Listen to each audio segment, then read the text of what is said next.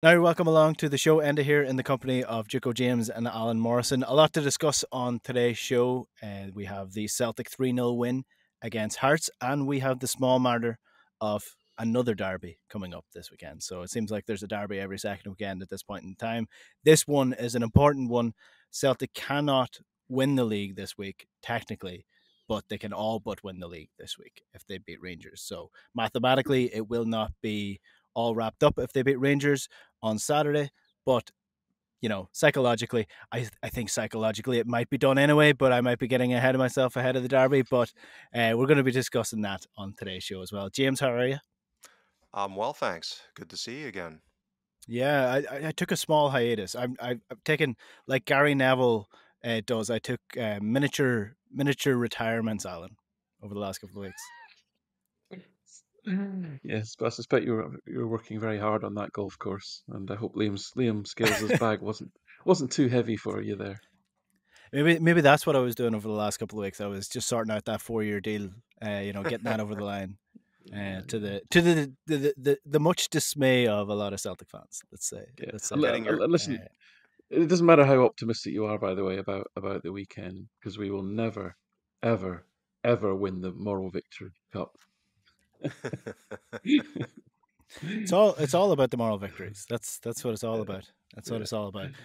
Right, we do have an actual victory to talk about though, and that's a 3-0 win over Hearts.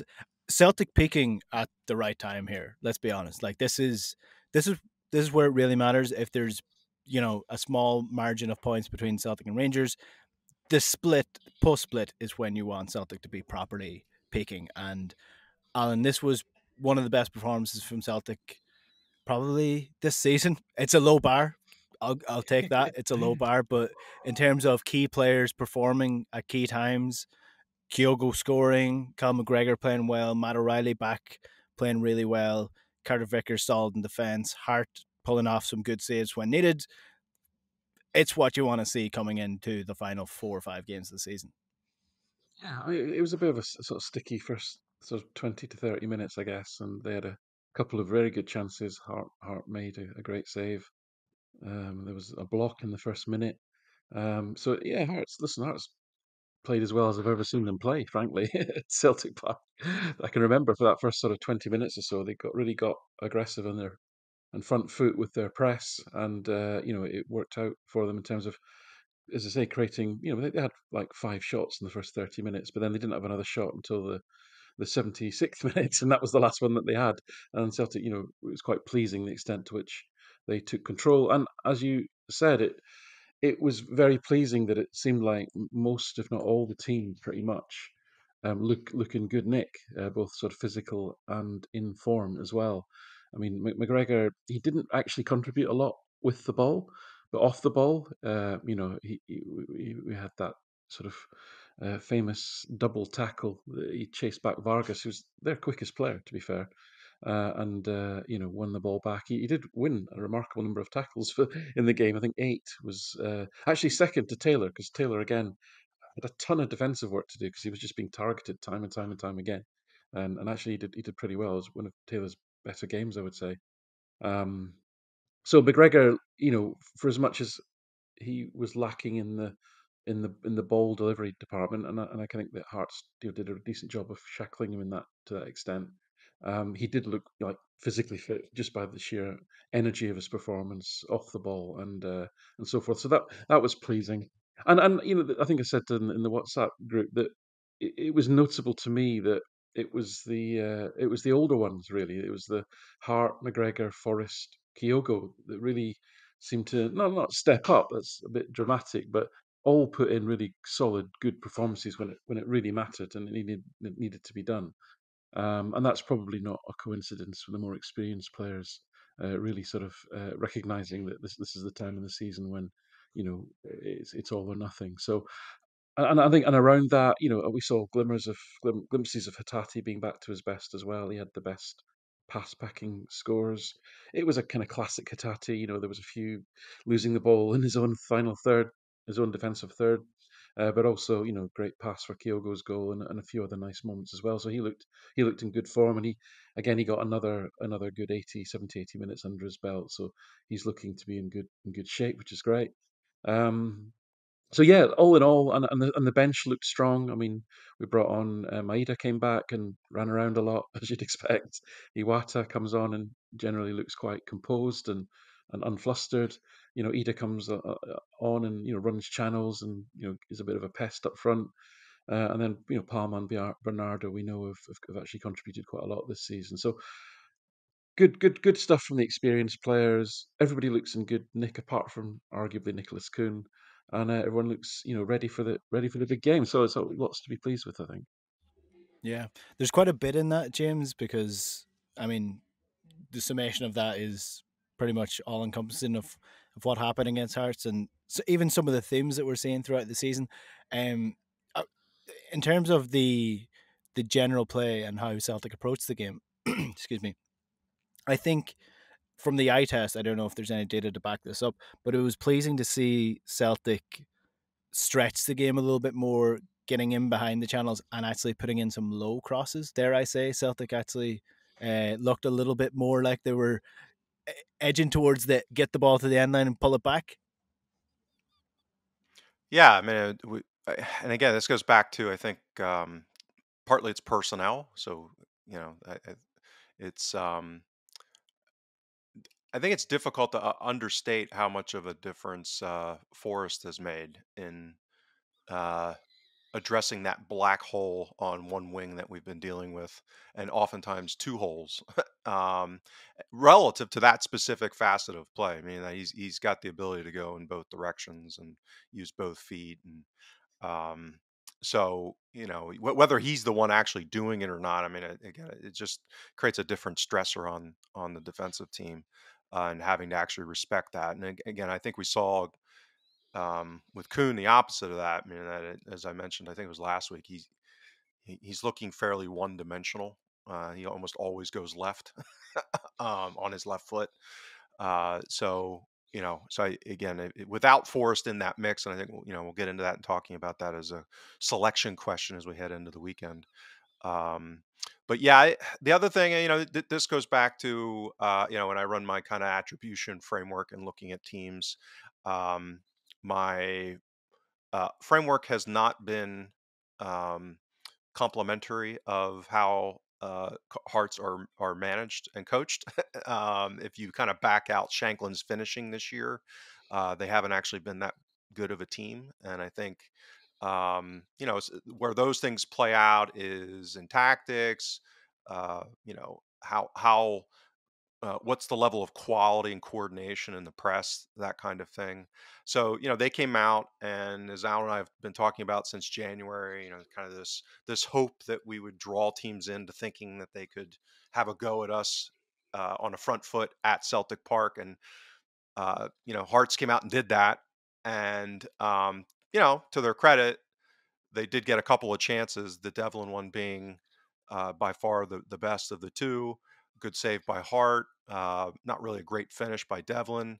The other one was just a kind of a standard Shanklin chance, which is he got the ball central, but there were five guys in his line of sight. Again, I've done threads on this on Twitter. I mean, his decision making is pretty awful when it comes to shooting. And that was kind of a microcosm of that. So, they kind of had their go for the first half hour, results in us scoring twice, one of which is on a through ball, which again is kind of, um, representative of a team of Hearts level and quality trying to be front footed against us at Celtic Park is almost like a suicide mission if you don't get that early goal. Right. So that's the gamble that they made.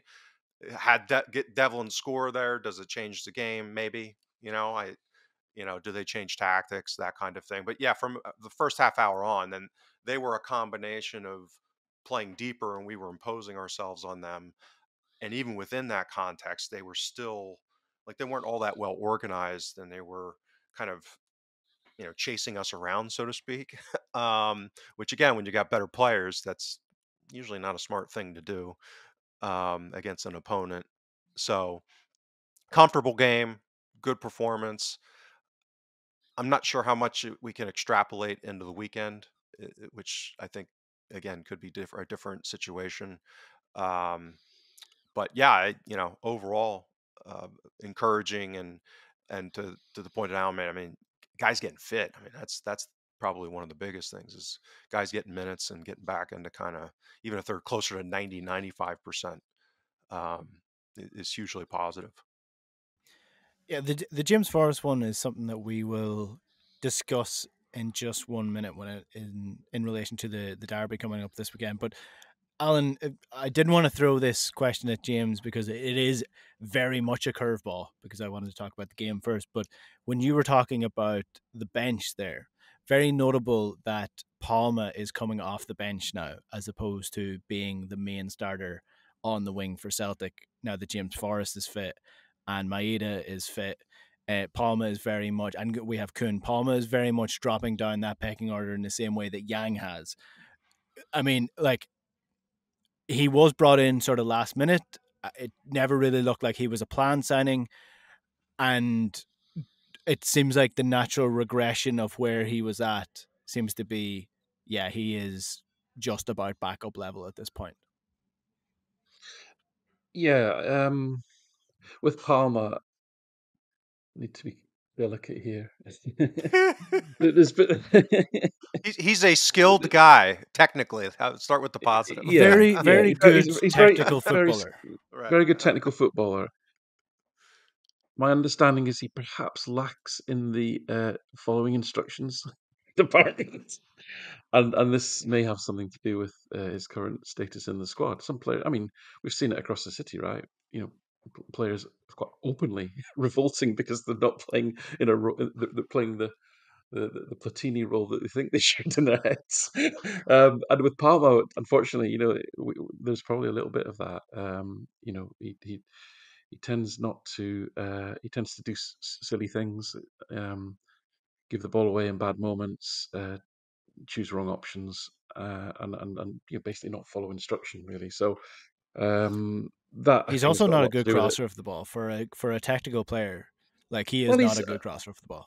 he you know if you look at his data, he's not that far off the kind of similar profile to Jota, really. I mean, he's a volume guy, right? He bangs in a lot of crosses. Some of them come off. He takes a lot of shots. A few of them are quite good.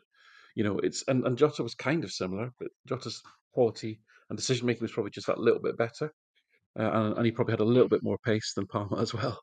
That's the other thing that kind of holds him back. So I think he's a useful impact sub because he's the sort of player that you could come on and literally bang one in the top corner from nowhere. So in that sense, he's probably useful, but I do wonder what his long term future is at Celtic if he doesn't sort of adapt to the manager's wishes, shall we say? So yeah, but listen, a useful sort of maverick type player to bring off the bench for sure. Yeah, I was going to add just one more part to that Jota comparison is Jota's probably just that bit better looking as well. If you're, I wouldn't. I know you don't care about that though. I know you don't And care I about know. I know. Luis Palmer's mum and dad listen to this show, so I wouldn't want to seem that way. that. Right. So, I mean, if we're taking the performance from the weekend, you never want to say, okay, this is how Celtic played against Hearts, so that means this is a way that they're going to play against Rangers this weekend, because that's just not the reality of football or derbies in general. But if we take the positivity of this weekend, add in the fact that the psychological aspects of the previous derbies, where there was so much stacked against Celtic in previous derbies in terms of injuries, in terms of some decisions that went against them, and Rangers have still not been able to get past them. So if we now look at the difference that Celtic have this weekend going into the derby, Cal McGregor is fully fit. Hitati is probably has 80 minutes, maybe 85 minutes in him, as opposed to 60 minutes and dying on his feet in the last derby. James Forrest is fit and really, like, in really, really good form, and Kyogo is scoring again.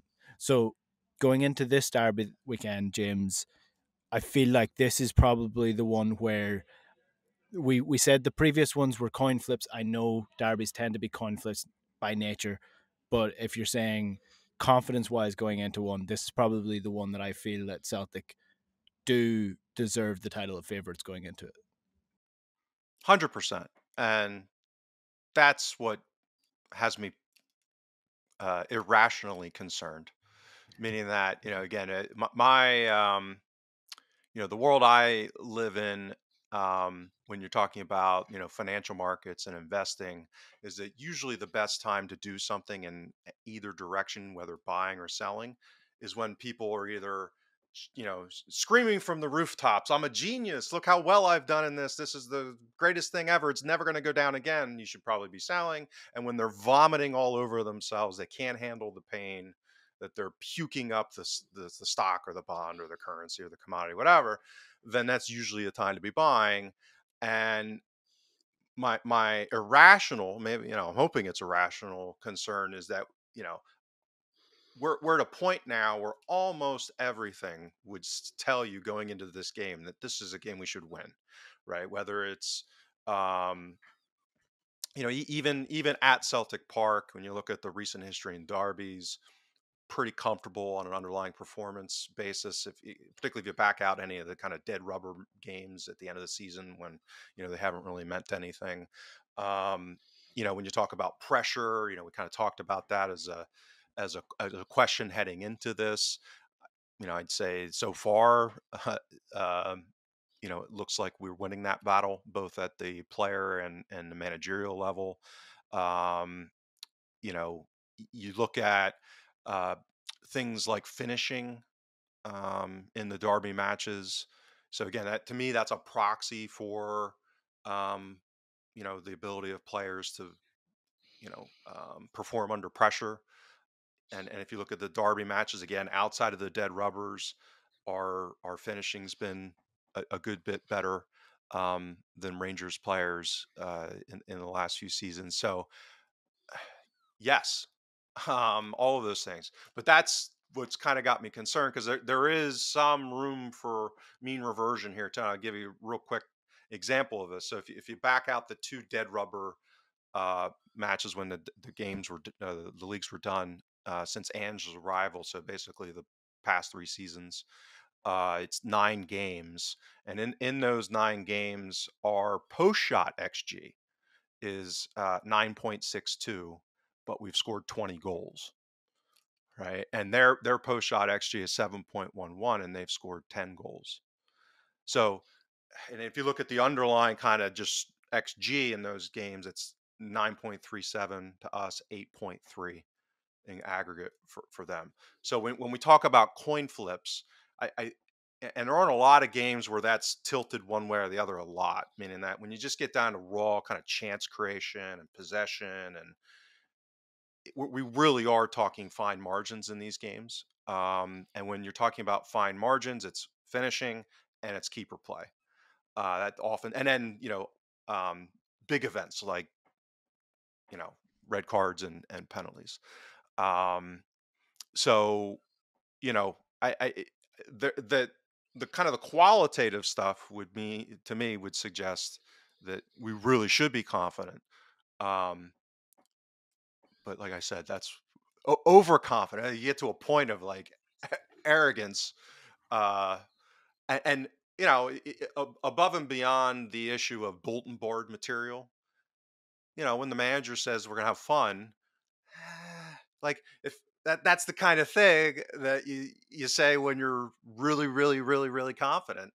And you like confidence, but as far as a mosaic, kind of the broader situation, to me, that moves me to that area of uncomfortableness as far as being a contrarian, and whether you get into that realm of, it'd be different if we were um, blowing their doors off on underlying as well. You know what I mean? Like relative to the coin flip nature of these games, um, and the other basic fundamentals as far as wage bills and all that other stuff. And we are still relatively close in the table. So that's where my nerves come in. Mhm. So I'm on the board with the rational part of the analysis of why this all should be a confident situation, but that's also why I'm nervous. Yeah, that's also, it's part of your Irishness. We're supposed to be Fair enough. pessimistic people. You're not Right. supposed to be an optimistic person. Um, that was a very technical answer. I do want to. I want to Nip continue on down. the technical nature for just 1 second before we get to the parts that I love, and that's the bits that you can't measure. Um, if you look at derbies in general, so as James pointed out there, the underlying data is a lot closer than some of the rest of the data. Um, but is there an argument to be made? And I think I asked you this before, that the derby is such a weird fixture, and there's so many different variables that go on outside of the actual game itself, that it's almost separate data in its own right to everything else that's going on. That you have to look at Celtic throughout the league, like, minus Rangers and what they're doing, and then Celtic versus Rangers just as a standalone fixture because of everything that goes on within it. So yeah, that's a great point, and we didn't even rehearse this, but I was going to raise that exact same point actually. Just before I get into that, though, I don't disagree with James, but just a bit of extra context that I think is important, which is that especially this season, when the games have been level, Celtic's XG is double Rangers, right? So the reason that the Rangers have got a relatively high XG relative to Celtic, even though Celtic have been winning, is game state. It's when they've been chasing the game and therefore, throwing players forward, throwing the ball in the box, creating more chances. When the games are level, Celtic have got nearly double the XG of them, right? And that's really important context. I'm Celtic. The games haven't been level for long. Celtic have been leading in all three, so for the majority of it. So yeah, listen, it's very difficult using, let's for example, I was looking at StatsBomb data today to write an article for the Celtic Way, and I was basically doing a very simple team by team comparison. And really, if you do an exercise like that in a league like Scotland, the the data is not useless, but it's very hard to actually to extract any real meaning from it. The reason being, as you exactly said, is both sides tend to dominate every other match and batter the opposition, and therefore have racked up, even if the styles of football are very different, which they are in this case, the end result is much the same in terms of attacking dominance and defensive performance. Even though you get to those places via very different styles of play, the actual numbers sort of aggregate up in a very similar way. So, if you looked at the data, which is why you see Celtic attacking players and Rangers attacking players, midfielders, etc., all in the top 10, highest XG per game, and all that sort of thing. Which is why you have to look at quality, which is average XG per shot, average XA per assist, um, and that's why in Celtic by numbers. That's why I focus on comparing Celtic players with each other, because to me that's a more realistic benchmark. So, having said all that, you have to dig a little bit deep to find the differences between the teams. In a very simplistic way, a very simplistic summary of that is that Celtic have essentially got a more potent attack, and the Rangers have got a slightly stiffer defence. The caveats to that are that I would say both of those things are trending in the opposite direction, in a good way for Celtic. Celtic's defence is getting stronger, their attack's getting weaker, and their defence is getting weaker. And when you've got a front three of Fabio Silva, Dessus, and Sterling, that'll kind of do that, right? And as Celtic's injury situation is cleared, and Carter Vickers is back in the team, and you've got Taylor, Scales, Carter Vickers, Johnson, whether we like it or not, it's now a pretty consistent lineup. Hart, you can see, is giving everything of himself in his last few games before he retires. And if you look at the goalkeeping metrics, which James references a lot on StatsBomb, Hart and Butland are pretty much the same now. There's very little between them. Butland probably makes more saves. It's that slight bit of agility, but across all of the goalkeeping metrics, and if you summarize it all by the on-ball value metric, they're almost. I think they've got the same on-ball value, or Hearts might even be slightly higher and higher now, because Butland's had a horrible last month. So even that which was a real differentiator before, but Butland, Hart, we talked about, seemed to be struggling and very obviously declining, not off the cliff, but certainly declining. Butland was pretty solid. Now it's 50-50 in that department. With them losing Goldson, I know that their fans were on his back a lot. I seem to be on all of their players' backs at the moment, which is hilarious. But he's a big miss. He's easily their best defender, and it's not just his defending; it's his ability to play good long passes, which is fundamental to the way they play, because they are actually a very direct side. They do get the ball forward quickly, much more so than Celtic. Probably about 40, nearly 50% more long balls than Celtic play. And Goldson is the best at that. His distribution from the back is very good. So he's a massive miss for them.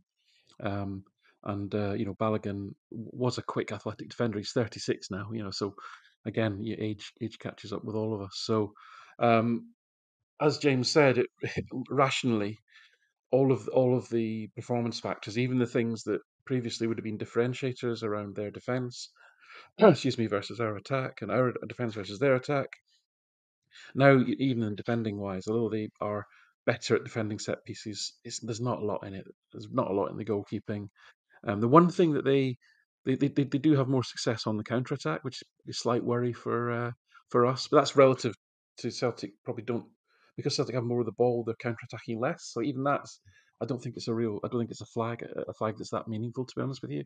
I think the most meaningful thing is the fitness and the form of the players, the strength of the relative squads at this point in time due to injury and other factors. I mean, you know, if Lundstrom's negotiating a new contract with another club, to what extent is he willing to, to test his hamstring by absolutely, going flat out to chase a ball back? That kind of thing. They're human beings at the end of the day, right? Same with Barisic. So all those factors, I do I do take James's point, but there's a certain calmness and I would say authority and confidence about Celtic. I think, despite what James said about the numbers on the pitch, I get the sense that the Celtic players that are actually there on the pitch playing the game feel that they are by far the better side. They feel they're by far better players, and that at the end of the day is probably crucial. Actually, when it comes down to it, it's just a feeling. It's not, you know, um, Celtic are kind of Yeah. ahead by most of the kind of expected points models. Add in the impact of honest mistakes. Celtic probably should be about 6 or 7 points clear at this stage in the season anyway, which is would be a decent difference, and the league would probably be pretty much done. Well, you kind of touched on the um, non-technical side that I was going to bring up anyway, and I suppose there's two players in particular that I want to touch on here. James Forrest is definitely one of them. We will touch on him, but you mentioned Joe Hart there, and I mean nobody has any proof of this. This is just like something that I'm witnessing with my own eyes, and I get the feeling that it is happening as we enter the final few games of the season, and that is James that Joe Hart is this is his career, this is his legacy, and you definitely do get the vibe off him that he is going, he's giving like absolutely all guns blazing for these final few games, and not that he doesn't do that all the time, but there was a few games against Hearts where you can see almost like the stature, the way that he carried himself into it, the way he wasn't as quick to make the decision to go down to ground. He stood his ground. He was bigger. He's been in the last couple of weeks in particular. He's been more authoritative when it came to like coming for crosses, coming for punches, coming off his line, and showing his dominance. And then obviously after the game, you had him seeing, singing with the fans or getting involved with the fans.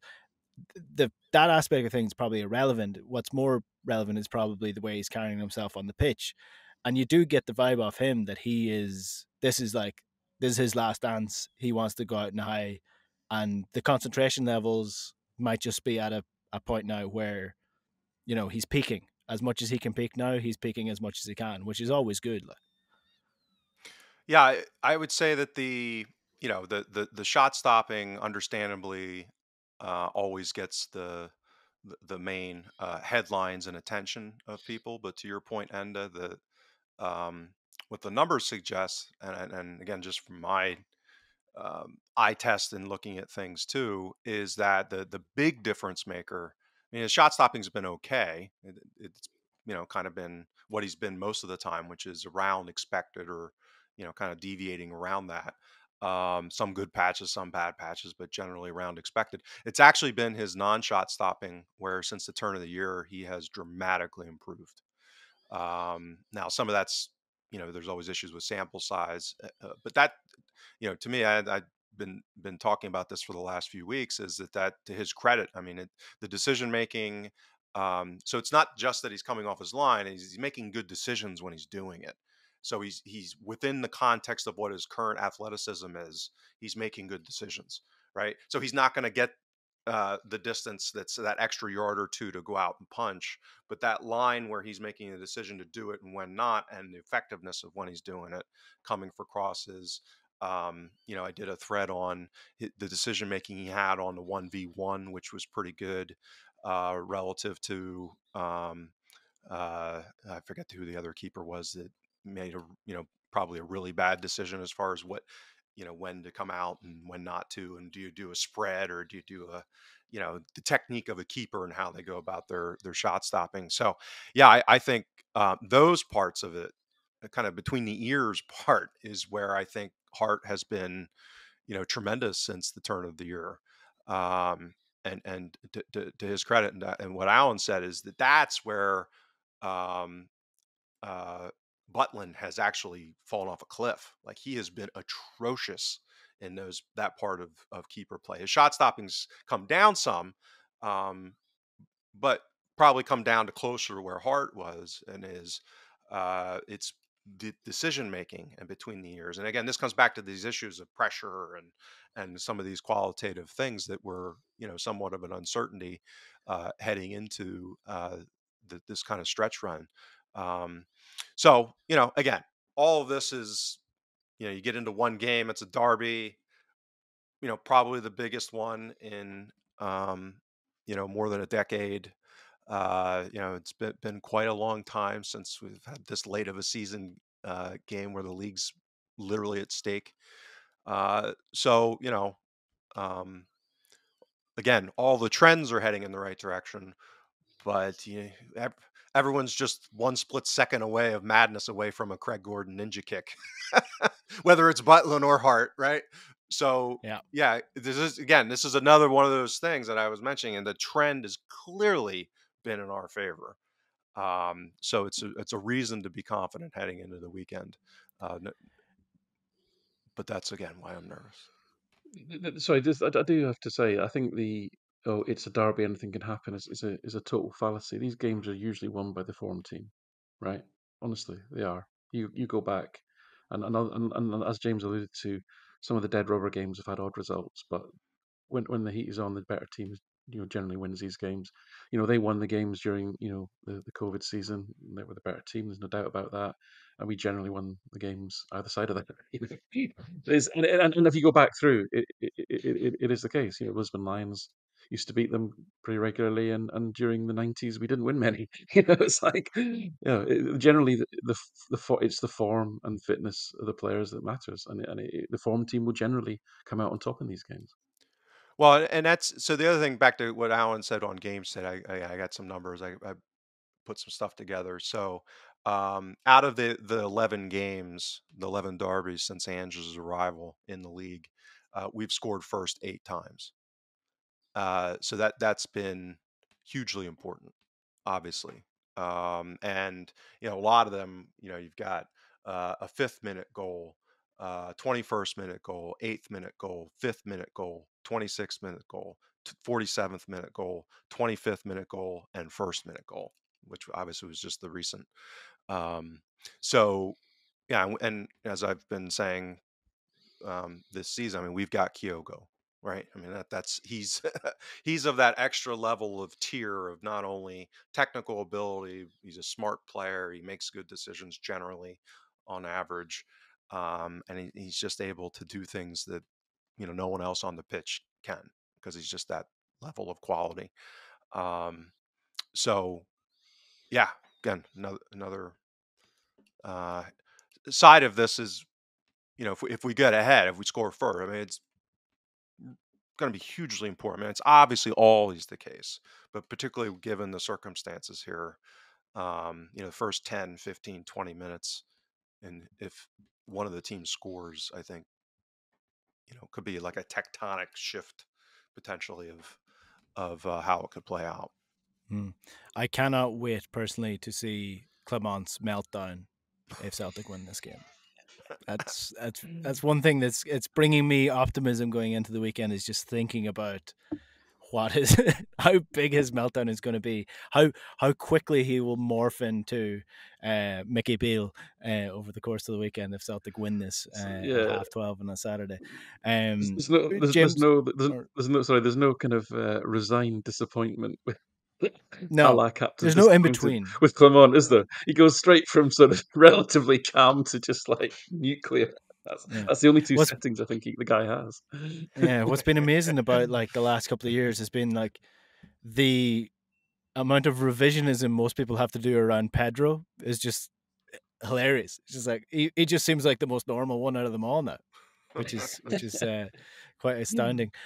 But Alan, just to finish up, there is, I mean, we have Kyogo, but we also have our best winger, as Brendan Rodgers titled him in March of this year. And I think when he said that, most people were saying, "Oh, that's just Brendan Rodgers being Brendan Rodgers, saying that James Forrest is our best winger." But by Turns out God, he he was. has been proven correct. Yeah, and listen, it's a bit like Liam Scales. It's a double-edged thing. You know, you're pleased for him. It's great. Aren't they doing well, etc. Versus, why are we here? It's like, last year, James Forrest, objectively, by any measure, was the fifth best winger at the club. It wasn't. That's not being unfair to him. That was just obvious, and that's how he was in. That was his status within the squad under Postecoglou. And now here we Yeah. are, grateful for the relative composure, calmness, decision making that he brings relative to the other wingers. Because as much as Jota was talk about him being a risk taker and a volume guy, he did make a lot of great decisions, and he obviously, because of his innate quality, executed a lot of good stuff. Double figures for goals and assists, no danger. With Palmer and Yang in particular, and possibly even Kuhn, you can go games without a good decision, right? They can be objectively terrible for games at a stretch, and then you get some occasional brilliance. Whereas with Forest, perhaps the brilliance is very, very occasional, but so is the number of bad decisions. I mean, modern wingers are more like your Kuhn, your Palmers, your Yangs. People want unpredictability and chaos in the final third a lot of the time, and that's what those guys are there to do. But you have to take with that a lot of bad stuff as well. With Forest, you don't get a lot of rubbish. You get a lot of pretty calm, measured play. Square passes, passes back. If he seems that is the best option. You don't get a lot of risk, particularly put into the game. But he's an experienced player, and he's he's not phased by playing at Hearts and having to win the game, or playing at Ibrox or whatever. He doesn't. None of those things are a stretch for him, or is going to knock him off his game. So he just brings that measure of, as I say, a measure of calm to things. And I think what's going to be interesting is whether, from a balance perspective, Rodgers feels that, okay, if I play Forest, I need a bit of chaos on the other side, or whether actually, if Maeda is fit enough to last 70, 80 minutes, do you put Forest back on his favoured right position and have Maeda on the left? But then you've not got a lot of magic there. You've not got a lot of unpredictability. It could be it could be a little bit lacking in creativity from the wide area. So I think that's the big selection decision that Rodgers has got, whether to pitch Maeda in, whether to switch Forest to the right, whether to play Kuhn in the right anyway, and then do you play Maeda or Forest? I think that's the big area of unknown, really. I mean, I think just from a form perspective, I would put them up Forest and Maeda on the wings, but I can see that might reduce the creativity and the the attacking positive risk might be reduced somewhat by doing that. So I'm kind of not convinced myself on that one. I probably tend to agree with you in terms of Maeda coming in for Kuhn as opposed to Forrest. Um, One of the reasons for that is probably that I think Maeda frightens the life out of Travnir. Like I think he just can't Disappointing, handle yeah, him. He disappointing. doesn't know he just doesn't know how to handle him defensively or when he presses him. So I think that's good, and he pins him in nicely. I think the one problem is then that you run into with James Forrest and Maeda is that if you're playing Maeda on the left so that he's on Tavernier, you're playing James Forrest on the right, and maybe he gets in Johnson's way on the overlap. Maybe he's trying to take up the space that Johnson wants to take around the side. So the balance of that is probably difficult. But yeah, in terms of form, you're definitely going Forrest Maeda, but it's a tricky one, James. Well, and it gets the kind of the relative balance of what Rogers has said about um, Forrest. This is the game where it's going to come into question more. I mean, and that it's off ball. It's he's lost a half step. He's not quite as quick as he used to be. So all of those things aren't really that big of a deal against 10 teams in the league for the most part. And we saw, I mean, he looked fine against Hearts. I mean, he looked like, what he is, but more one of the higher quality players on the pitch in that game. Even against somebody like Barisic, if it's Ridvan, I don't know where his status is. I mean, I know he was back in their squad last weekend and played some minutes. So that's the other part of this when we look at the opposition here. They've got a lot of questions too, right? Is Sema going to be back? Is Ridvan going to be back? Ridvan's, he's not a world beater, but he sure is quick, right? So relative to this iteration of Forest, if you've got Ridvan speed and quickness overlapping versus this version of Forest versus Kuhn as an alternative, and his probably being pacier and quicker at this stage, higher risk profile, as Alan's saying, less reliable, right? So it's there's a lot of pluses and minuses here that make it, I think, a difficult call. This is one of those situations where I don't think on a ex ante basis. I mean, going into it, I don't think there's a right or wrong here. I mean, I think you're kind of just making a decision and hoping it's the right one, and then again, hoping that once the game starts to play out, that you make the adjustments required. This goes back to my pet peeve of not subbing in the first half and all these other things. I mean, when you've got these a lot of uncertainty in some of these aspects of this game, and not being able to know what Rangers selection is going to be because of availability of their players. It's impossible for us to have the same for them too, by the way. So there's no way to have a rigid game plan coming into the game. So you're going to have to make adjustments probably. And the speed with which you make those, I think, could be of utmost importance. So yeah, I am militantly agnostic on. I see significant, reasonable pluses and minuses regardless of whatever mix. I think that probably the lowest hanging fruit is you play Maeda if you can, just because of what he offers. Yeah, Relative to, and, yeah, and and most importantly, keeping Tavernier as annoyed and shackled as much in going Disappointed. forward. Yeah, yeah. as But possible. yeah, but also like I've convinced myself that Maeda could be fine on the right wing as well, because like I low key love Barisic because he no doubt he's actually quite good technically, and if you look at his weaknesses, like 1v1 he's pretty okay.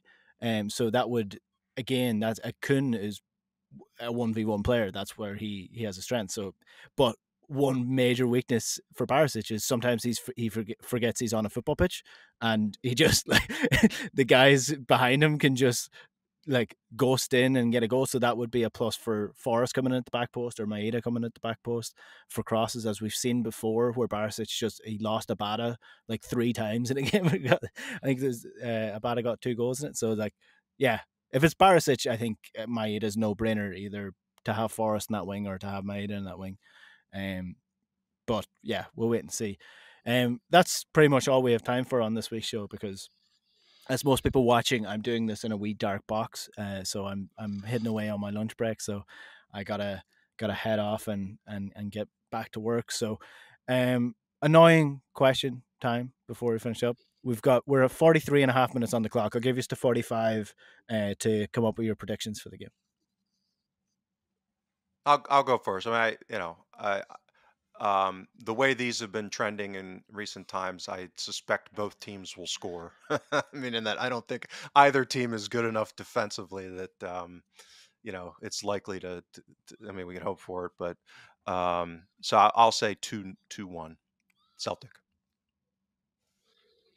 Yeah, I A mean, in terms of nervy option, 2-1. in terms of options here, there is an option that Celtic could absolutely blow them away, right? Not as likely, I don't think, because we just don't seem to be able to play consistently for 45 minutes, never mind 90. Um, and there is a possibility. I think if they for them to win, I think really bizarre things have to happen, which with Willie Collum is always is always a possibility. He is the So man for that job. he's the man for absolute Let's not shambles let's not start that conversation before the game, Nathan. just weirdness happening. And I think that I just think on a footballing basis, Celtic are the stronger team. All the environmental factors, everything's really in their favour in that sense. So, but I could see us again going 2-0 up and then 2-1, and then kind of hanging on a little bit because that seems to be the way these games go. So, that was what was in my mind when before James said his 2-1. But yeah, 2-1 or even one, even a bit of a scrappy 1-0 actually. But Oh, yeah, 1-0. I'm hoping for a 3 or 4. Listen, we can all hope for that. I'm going to go with a 3-1, but it's going to be a late third goal, maybe an Adamita goal off the bench. It would be a nice way to You're finish off. such a homer, such a I know, homer. Yeah, yeah. I know. All right, that's where we will leave the show for this week. Thanks again to everybody who watches and listens. If you are listening, be sure to hit the subscribe button and leave us a review. If you're watching on YouTube, be sure to subscribe and leave a comment underneath. And we'll be back again next week to review what is hopefully going to be Celtic more or less winning the league this weekend against Rangers. Until then, we'll chat to you later. Good luck.